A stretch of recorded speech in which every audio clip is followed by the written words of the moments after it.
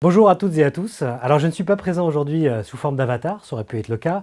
En l'occurrence aujourd'hui ça sera sous forme de vidéo et je pense que ça devrait faire office. Je suis très heureux d'ouvrir ces troisièmes rencontres RH by Paul Pharma. Comme vous le savez, notre industrie pharmaceutique, le monde pharmaceutique en général est en pleine transformation, avec en particulier une focalisation sur le patient, ses besoins et ses attentes.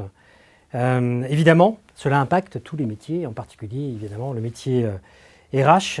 Et la filière RH est directement aujourd'hui au cœur de la compétitivité de l'ensemble de nos usines. Je peux en parler, je connais juste un petit peu le métier. Rajoutez à cela l'évolution sociétale et comportementale des jeunes qui arrivent sur le marché. Vous verrez évidemment que c'est un enjeu aujourd'hui majeur. Et c'est pourquoi d'ailleurs ces rencontres RH sont orientées autour de trois grandes thématiques. Le recrutement, la fidélisation, évidemment le développement des équipes d'aujourd'hui et surtout celles de demain. Alors évidemment, il y a des éléments de chiffres clés que vous connaissez par cœur. Ces chiffres clés pour l'industrie pharma, pour l'Hexagone, c'est 100 000 emplois aujourd'hui. Pour Paul Pharma, si on regarde son empreinte du sud de la région centre, en passant par le bassin parisien, en allant jusqu'à la Normandie, c'est 50% de ces 100 000 emplois. Et évidemment, nous avons tous à cœur aujourd'hui des métiers en tension. Des métiers en tension qu'on partage justement, étonnamment, à travers les territoires. On pourrait croire qu'évidemment, c'est lié à nos implantations régionales, mais pas du tout. On se rend compte qu'évidemment, nous partageons un certain nombre de contraintes aujourd'hui sur le recrutement. Justement, vous allez avoir, pour ces rencontres d'aujourd'hui, une mission. Alors une mission qui n'est pas impossible. C'est une mission qui est orientée sur deux éléments. L'élément de partage des bonnes pratiques. Évidemment, on a tous aujourd'hui à cœur, vous des RH et vous intervenants des territoires, vous intervenants aussi des centres de formation. Nous avons tous et vous avez tous des bonnes pratiques à partager. Donc première étape pour ces rencontres, partager les bonnes pratiques.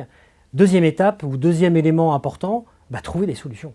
Et ces solutions doivent être développées évidemment à travers nous industriels, mais aussi les deux autres acteurs qui sont essentiels, ceux de la formation et les territoires qui sont évidemment là aussi pour regarder quels sont les ponts entre les différents éléments.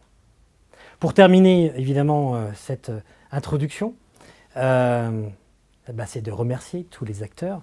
D'abord Ipsen qui nous reçoit aujourd'hui et à travers deux acteurs que sont M. Didier Véron et M. Jonathan Berland. Évidemment, nos partenaires qui nous accompagnent dans ces rencontres, Algoé et Kelly Service.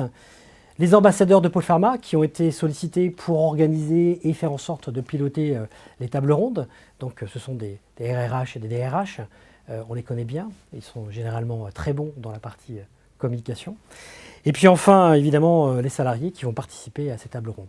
Je réinsiste sur ces deux éléments importants, qui sont évidemment les ponts que l'on peut mettre en œuvre à travers l'ensemble des acteurs autour de ce sujet ressources humaines, qui est un enjeu essentiel pour l'avenir de nos entreprises. C'est bien de faire en sorte de faire travailler les industriels, les territoires et les acteurs de la formation. Je vous remercie évidemment pour tout le travail que vous allez faire aujourd'hui.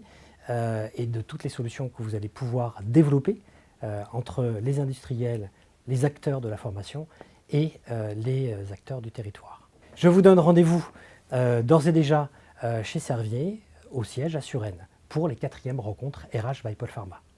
Et je terminerai par un remerciement un peu spécial pour Émilie Renaud, qui est en charge évidemment de la mise en œuvre pour Paul Pharma de l'ensemble de cette thématique, et un clin d'œil particulier pour Patrick Ibon, qui est mon prédécesseur au poste de vice-président RH pour Paul Pharma.